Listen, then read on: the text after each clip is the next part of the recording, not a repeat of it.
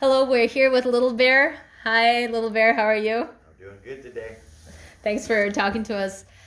I was curious about if you could tell us a little bit about your identity as a Native American, when you found out, uh, what that means to you.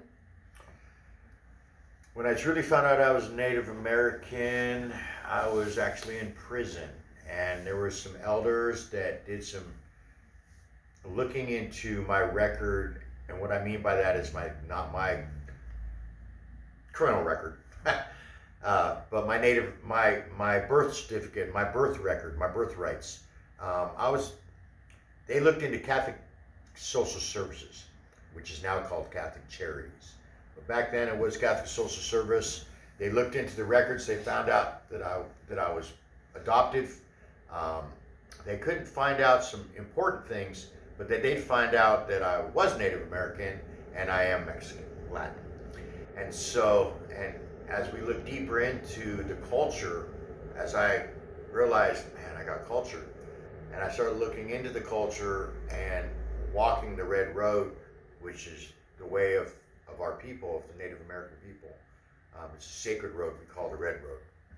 As I started learning this, I realized how important and how lost I was being raised. I was raised white, and being raised white, they were taking everything away from who I was. And when I found out who I was, and yeah, it might have been in prison, but when I got out, I walked that road, and I still walk that road. Can we back up for a second Yeah. and can you tell us again? So you were adopted when you were a baby, right? I was adopted. I was taken from my parents when I was 10 days old. The reason behind that, I found out recently, was because my mom had two bedrooms. She lived in the Mission District. I was the fourth child. And because my mom was on welfare, that gave gave Catholic Social Service the right to be able to take me out of our family.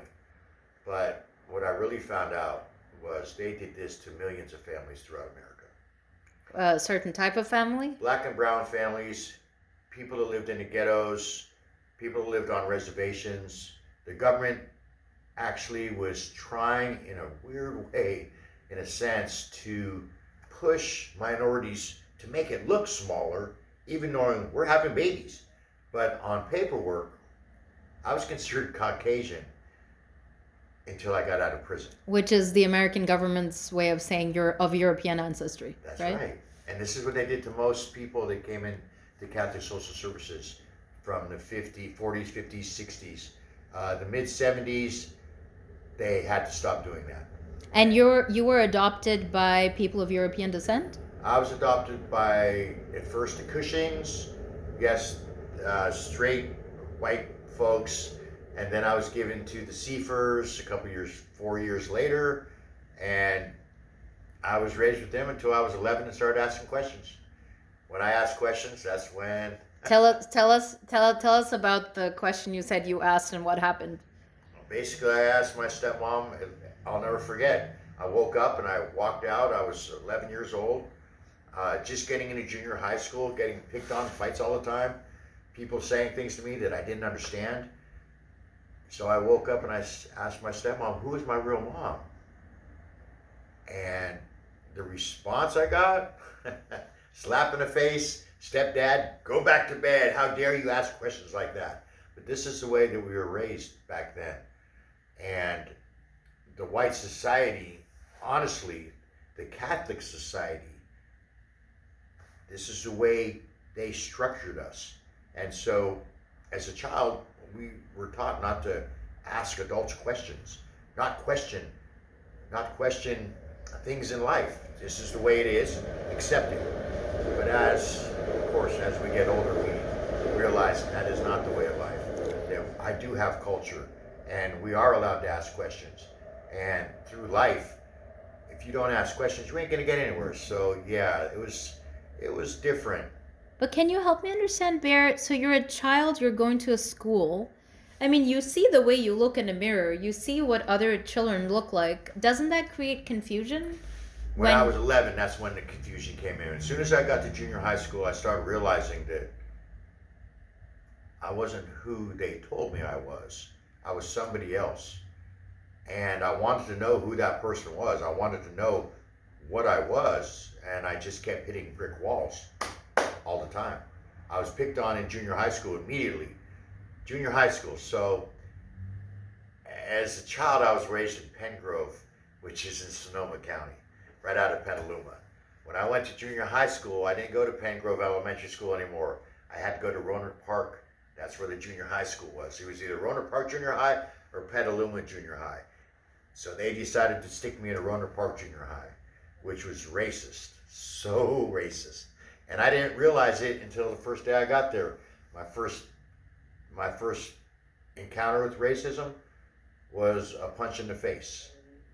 And for no reason, just some guy walked up, cold cocked me, told me I don't belong here. And I got that a lot for about a good 3-4 months until I was taken out of that school. and you didn't understand why? No, I didn't get it until I was taken out of that school, and I ended up in a temporary group home called Eddy Street Boys Home. And this is where I met a counselor named Dixon, Lester Dixon. And he cultured me. He told me and sat me down and let me know that I was Latin and I was Native American. They changed my name for that moment to Miguel, to give me culture, to show me who I truly am. And at 11 years old, I'm like, huh? And then within a couple months, I was a placement. They sent me to Oakland to Fred Finch. And so by the time I was 12, I was living in Fred Finch in Oakland. And tell us what Fred Finch is. Fred Finch is a group home. It held back in the 70s, 10, 20, 30, 40. It held 60 children. There was 20 girls in the girls' house, and there was 10 boys in all 4 houses. So it was eye-opening. It was culture opening. And there, did they let you be Native American there? This is where I learned culture. The counselors were so real.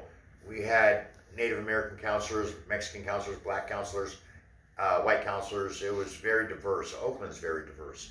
And they taught me who I was. They showed me as I got older and asked more questions. This is where we were allowed to ask questions. This is where we were allowed to learn who we were. We were allowed to watch the news. As a child, we weren't allowed to watch news. We couldn't watch Living with the Seafers. We weren't allowed to watch any programs that had diversity, color, minority. It only had to be the white programs. Like you said, Leave It to Beaver or the Brady Bunch, stuff like that, which was crazy. Why do you think that was, Bear?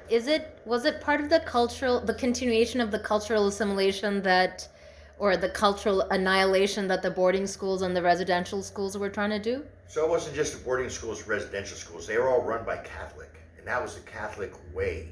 This is how the Catholic broke us down to keep us separated, to keep us pushed down, to keep our voices quiet.